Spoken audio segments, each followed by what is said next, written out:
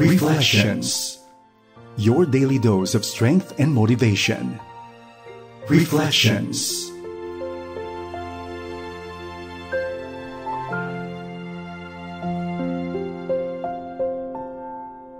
Ikaw ay nakikinig dito sa programang Reflections sa FEBC Radio TV. Magandang araw sa iyo, kaibigan.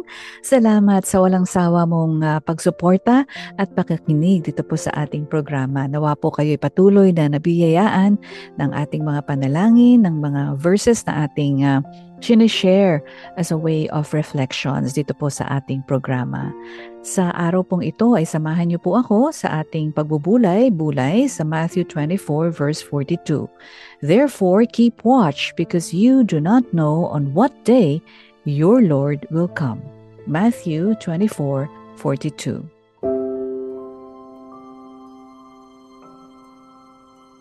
May narinig po akong isang kwento ng isang Japanese pastor at nagkwento siya tungkol sa kanyang ama na noong panahon ng World War II ay siguro mga 13 anyos pa lamang. Nung in-announce daw po ng kanilang emperor ang pag-surrender ng Japan over the radio noong ikalawang digmaan, ay natuwa siya in a way because that would mean that his father, who was a soldier, would finally be able to go home. And sa kanila pong village ay malapit ito sa isang train station at araw-araw ang kanyang ama would always go and visit this station just anticipating the arrival of his father. Every day, same time, pupunta siya sa station pero bigo siyang umuuwi on most days until on the last day of the train service, the only passenger ng train na iyon na dumating sa kanilang village ay ang kanyang ama. Walang naging yakapan o I love you because that would be against their culture, but a quiet joy and an excitement that followed his days after that. Katulad din po ng Japanese pastor na yon at ang kwento ng kanyang ama, we eagerly await the return of our King, our Lord Jesus Christ. Just days before he would die on the cross, Jesus spoke these words to his followers. Matthew 24:42, therefore keep watch because you do not know on what day your Lord will come. Matthew 24 verse 42. Jesus knew exactly when he would die. He knew the hour of his resurrection. Alam din ni Jesus ang plano, ang timing, and the weight of everything that was unfolding around him. Pero dito po, during a series of parables, Jesus shifts his focus to what is still ahead, and that is his second coming, his return. And he makes one thing clear, we won't know when it is coming. Hindi natin alam kung kailan ang pagdating ng ating Panginoong Jesus muli. No date on the calendar, walang countdown clock, and just this charge, keep watch. Why?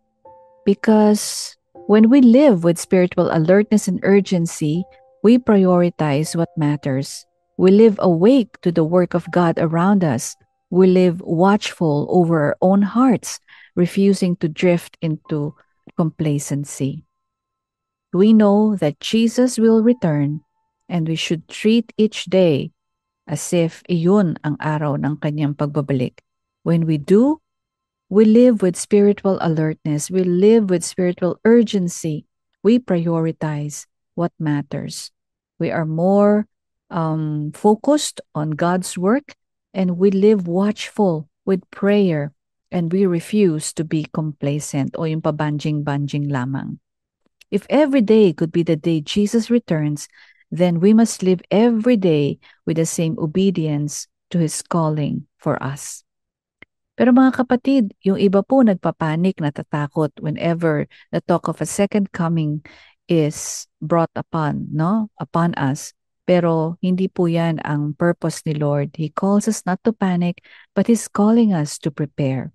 He's inviting us to stay faithful and hopeful in a world that can dull our sense of eternity, napakadali po na mawalan tayo ng a sense of eternity, ng sense of hope, the blessed hope, no?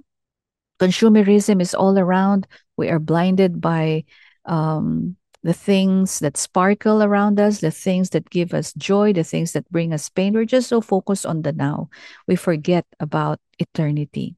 So it's important to prepare. It's important to keep our hearts anchored in the truth that this world is not our final home and He is coming again to make all things new. So while we are waiting, we should be active. We should continue to train our ears to hear the voice of our shepherd para hindi po tayo ma-deceive, because in the last days, meron pong maraming madi-deceive. Kaya po importante that we know the voice of the shepherd. Importante rin po that we spend our time in prayer. Importante rin that we are obedient to His calling for us. So we watch and we wait, but we are not complacent. Hindi po tayo pa-banjing-banjing lang. Instead, we live today in light of that glorious day that is still to come. Ito pong Advent season, nire-remember po natin ang pagdating ni Jesucristo sa ating mundo, but we also look ahead to His return.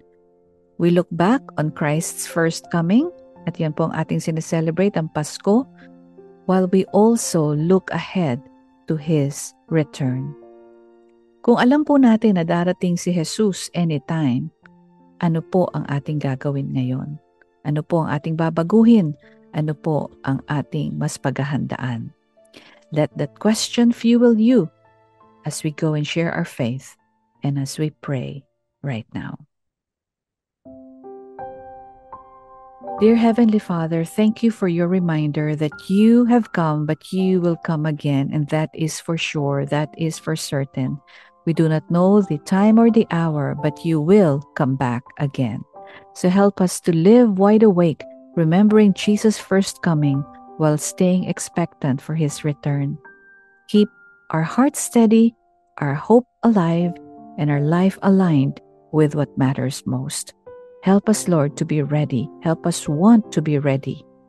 Help us, Lord, to be ready and not to be complacent. Help us, Lord, to be alert and be ready for your return. In Jesus' name we pray. Amen.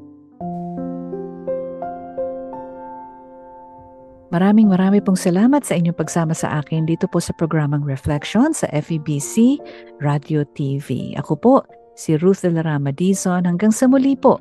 Magandang araw po sa ating lahat. Reflections. Your daily dose of strength and motivation. Reflections.